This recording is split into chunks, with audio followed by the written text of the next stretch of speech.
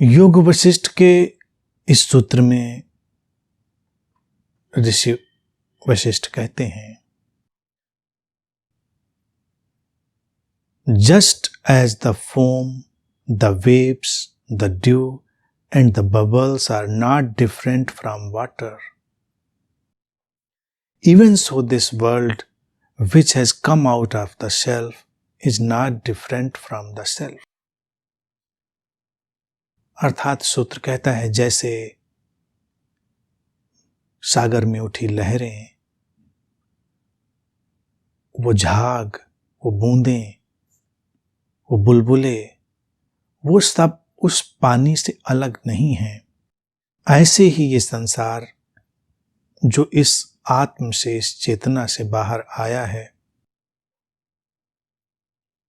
वो भी उस चेतना से भिन्न नहीं है।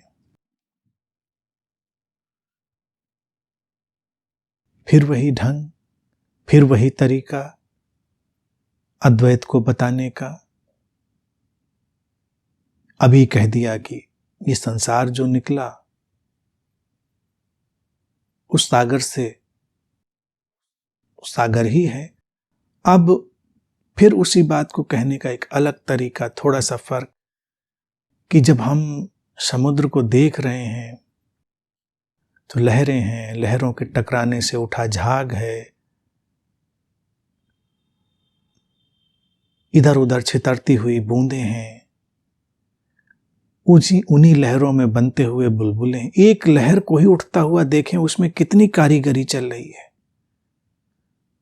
बूंदें, बुलबुले, झाग और भी तरह तरह की कारीगरी। लेकिन वो पानी ही है, वो कुछ और नहीं है। जो इसको देख पाता है वो बड़ा ही प्रज्ञावान व्यक्ति होता है। पानी ही है। जीवन में इन्हीं लहरों के टकराव से कभी दुख का झाग पैदा हो जाता है, कभी वही लहरें टकराती हैं और कुछ टूटकर बूंद बूंद बिखरता है, कभी कुछ सुख आता है, बुलबुले जैसा बड़ा सुंदर चमकीला तैरता हुआ सा लगता है और अचानक फूटकर विलीन हो जाता है। हम क्या करें? बुलबुले को देखें, ना देखें, जाने, क्या करें? मनुष्य के लिए एक ही चीज है कि वो बस देखे, उसको पकड़े नहीं। जब दुख का झाग आया है तो जाएगा, दूसरी लहर आएगी, उसमें वो घुल जाएगा, विलीन हो जाएगा। कोई भी बुलबुला उठा है तो बहुत दूर तक नहीं जाएगा। यानी कि क्षणभंगुर सुखों का आनंद लेने का कोई विरोध नहीं है। ये सारे सूत्र अगर देखेंगे तो बहुत ही मनोवैज्ञानिक और रिवोल्यूशनरी। वो ये नहीं कहते संसार से भाग जाओ, एक भी बात देखे नहीं आई इसमें। राम ने भी जीकर वही दिखाया कि भागे नहीं संसार से। संसार में रहकर ही उस ज्ञान को जीना, वही अध्यात्म है, वही प्रज्ञा का शिखर है, वही इस बोध का नवनीत है। अन्यथा तो शब्दों में सब कुछ लोग इकट्ठा करके घूम ही रहे हैं।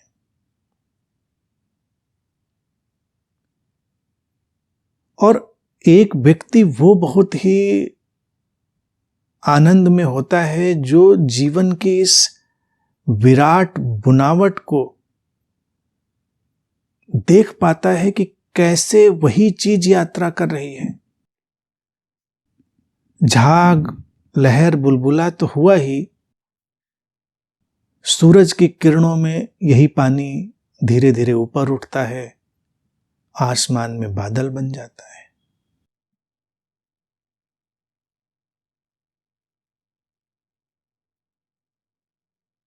तो जब कभी कोई आसमान में तैरते बादल देखे और उसे बादलों में नदियां दिखाई दे जाएं, उसमें उसे बादलों में लहराता हुआ सागर दिख जाए, और वो बादल जब बरस रहा हो तो उन बूंदों में भी नदियों की बूंदें, सागर की बूंदें, हमारे आंखों की छलकी हुई बूंदें सब दिख जाएं, तो समझो कि इसके बोध का विस्तार बहुत व्यापक हो चुका है। क्योंकि है तो वो वैसा ही ना। हमारे भी शरीर से जो किरणें हैं वो धीरे धीरे जो नमी है उसको ऊपर ले जा रही हैं।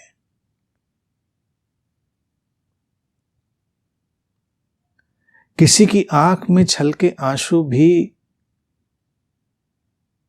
सागर की बूंदों से बहुत फर्क नहीं होते, उनमें रिश्ता होता है, जुड़े होते हैं। आंसू जाएंगे कहां? जमीन पर गिरें, जमीन उनको सोख लेगी और वही नमी किरणों के साथ आसमान के सफर पे निकल जाएगी, बादलों में विश्राम करेगी। तो जब हम ऐसे देखते हैं तो इतना काव्यात्मक और इतना सुंदर ढंग दिखाई देता है कि हम अभिभूत हो जाते हैं, और परिस्थिति फिर जैसी है हम उसमें वैसे रहते हैं। बरसते बादल में बरसते बादल का ढंग होता है, घुमड़ते सागर में घुमड़ते सागर का ढंग होता है। लेकिन हम अब तटस्थ होकर, तटस्थ किसी तट पर नहीं, अपने ही देह और मन के तट पर थोड़ा सा जैसे किनारे बैठे हों वैसे हो जाते हैं और देख पाते हैं सब सुख दुख के उतार चढ़ाव। ज्ञान ये नहीं है कि सुख सुखता तो बड़े ज्ञानी, कितने लोगों के ज्ञान होते हैं, फेयर वेदर इनलाइटेंड, कई ऐसे लोग होंगे। जैसे फेयर वेदर फ्रेंड्स होते हैं, अच्छे मौसम के मित्र, तो कुछ ज्ञान होता है अच्छे मौसम का ज्ञान। जीवन में जब सब अच्छा है तो ज्ञानी है। जीवन में जैसे ही कुछ बुरा मौसम आया सब ज्ञान बिखर जाता है, धरा रह जाता है। जैसे जीवन में बुरा समय आए तो तमाम मित्र भाग लेते हैं, जो ठहरे रह जाते हैं वो सच्चे मित्र होते हैं। तो जीवन के बदलाव में भी जो ज्ञान ठहरा रह जाता है वही वास्तविक होता है। लेकिन क्या इस वास्तविक अवास्तविक ज्ञान के भेद को हम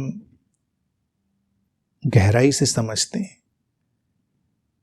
योग वशिष्ठ जैसे जितने भी भारतीय दर्शन के सूत्र हैं उनको अगर हम गहराई से आत्मसात करें तो हम वास्तविक ज्ञान में प्रवेश करते हैं। वो फेयर वेदर इनलाइटनमेंट नहीं है, फेयर वेदर विजडम नहीं है, अच्छे मौसम का बोध नहीं है कि जब जीवन में सब अच्छा होगा तब हम ज्ञानी होंगे। सुख दुख सब, प्लेजर पेन सब हमने देखा एक ट्रांजिएंट, एक क्षणभंगुर बदलती हुई यात्रा है, आती है जाती है। हम स्थायी की कामना करते ही क्यों हैं? सूत्र बार बार सागर लहर इसके उदाहरण योग वशिष्ठ में लेते चले जाते हैं। क्यों? क्योंकि यही जीवन का ढंग है, यही जीवन का ढंग है।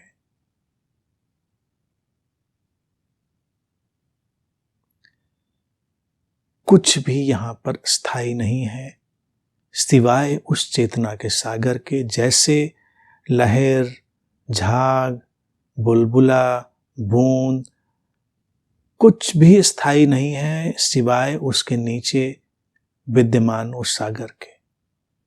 तो आएंगे ये सब बदलाव, सुख दुख के, प्लेजर पेन के, अंधेरे उजाले के, लहरें उठेंगी गिरेंगी।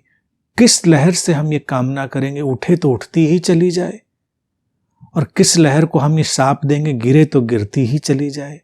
हर गिरने वाली लहर उठती है, हर उठने वाली गिरती, सामान्य सा नियम है।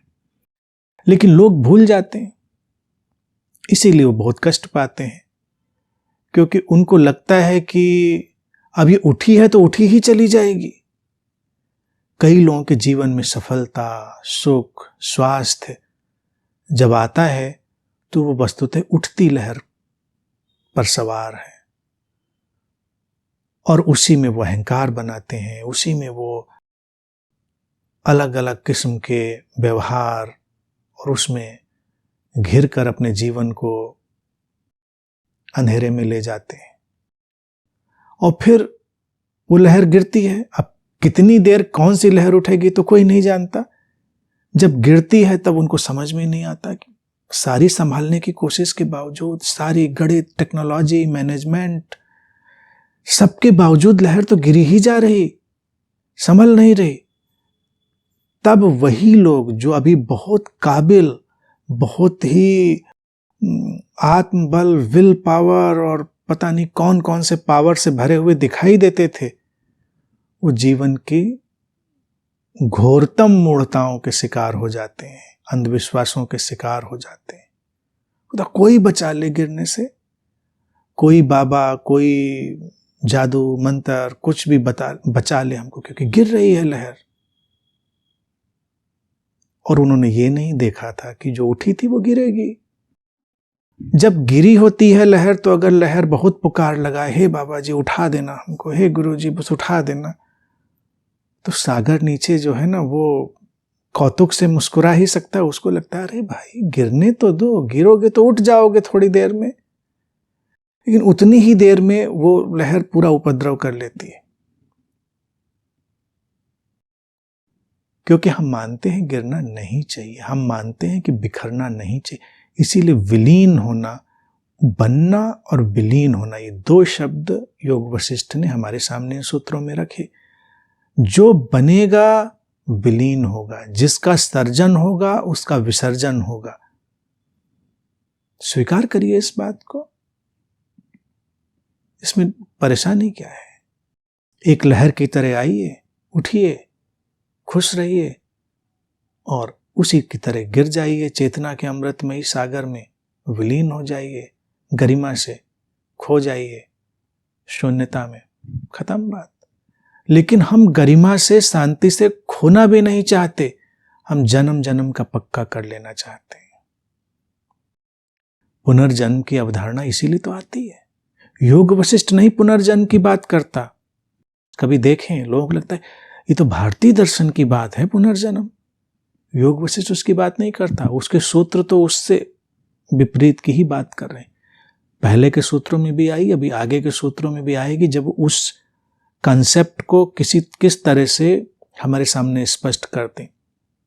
यहां तक कि ये सूत्र भी उस अवधारणा को हमारे लिए बेमानी ठहरा देता है, क्योंकि जब लहर गिरी और गरिमा से खो गई उस सागर में तो खत्म बात।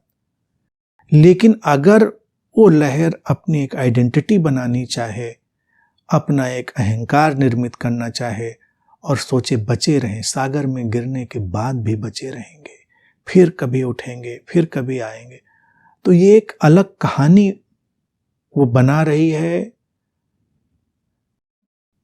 गिरकर विलीन होने के भय के कारण। तो मूलतः जो पुनर्जन्म की अवधारणा है वो विलीन ना हो पाने की, विसर्जित ना हो पाने की समझ, उसके स्वीकार ना हो पाने की जो घटना है उसके कारण आती है। हम गरिमापूर्ण ढंग से वैसे होते ही नहीं। आप बच्चे थे, किशोर हुए, युवा हुए, वृद्ध होंगे, धीरे धीरे गायब हो जाएंगे। अब हमेशा आप युवा रहना चाहें, विक्षिप्त हो जाएंगे। कुछ लोग वृद्ध हो जाते हैं लेकिन फिर भी अपने, अब झुर्रियां रोक नहीं सकते, बाल सफेद होना रोक नहीं सकते, गिरना रोक नहीं सकते, शरीर का डिजेनरेशन रोक नहीं सकते, तो कम से कम मानसिक हरकतें अपनी वो रखते हैं, टीनेजर और जवानी वाली। इसीलिए कई बार बड़े से बड़े लोगों के भीतर एक टीनेजर लड़का, एक बच्चा या बच्ची वटेवर, और वो युवक युवती मिल जाएगा और वो बड़ा विचित्र सा दिखाई देगा, क्योंकि मानने का मन नहीं होता कि विलीन होगा। विलीन तो होना है, गरिमा के साथ विलीन हो जाना, ये योग वशिष्ठ का ढंग है। फिर राम के दर्शन पर आएंगे। जीवन इसीलिए मैंने कहा बहुत महत्वपूर्ण, इतने बेबाक ढंग से राम की कथा में जो ऋषि हैं वो दिखा देते हैं कि राम आते हैं, जीवन में पूरी लीला करते हैं और सब कार्य संपन्न होने के बाद वो सरयू के जल में जल समाधि ले लेते हैं। इसी सूत्र के चरितार्थ करने का ढंग जैसे लहर सागर में विलीन हो जाती है, ऐसे ही वो संसार के जल में, चेतना के जल में विलीन हो गए। अब वो सचमुच में उतरे, सरयू के जल में नहीं उतरे, ये मायने नहीं रखता, लेकिन कहानी लिखने वालों ने योग वशिष्ठ के सूत्र का एकदम डिपिक्शन कर दिया, एकदम चरितार्थ रूप, कि जो लहर उठी थी वो लहर उसी तरह से उस संसार के जल में, और वो जल ही दिखा दिया, उसमें विलीन हो गए। राम का काम खत्म, लहर गई, गरिमापूर्ण ढंग, कोई हल्ला गुल्ला नहीं, शोरगुल नहीं, बचा लो मुझको, अब नहीं जाना है मुझको, या मेरे नाम का पत्थर लगवा देना, या कुछ किताब। राम थोड़े कह के गए थे कि रामायण लिखना, हमारे पीछे हमारा नाम जपते रहना। ये तो हमने बनाया है ना। वो तो बस एक गरिमा, अतिशय गरिमा का ढंग है, काम पूरा, विलीन हो जाइए। रोज भी तो इस बात को सीख सकते हैं हम ना, तो जीवन कितना सुंदर हो जाए। दिन को जिए सुंदर ढंग से, शक्ति से, ऊर्जा से, सृजनात्मकता से, रात में विश्राम में लहर की तरह गिर जाएं, बिना किसी ईगो के, आइडेंटिटी के, बिना किसी प्रेशर के, बिना किसी एंजाइटी के। खत्म, दिन का काम खत्म, अब ये लहर विश्राम में गिर गई, नमस्कार। कल का दिन होगा तो फिर देखा जाएगा, लहर उठेगी, नहीं हुई तो विश्राम पूरा। This is the way of life. ये जीवन शैली, योग वशिष्ठ अपने सूत्र में ये सब जीवन शैलियां लपेटे हुए हैं।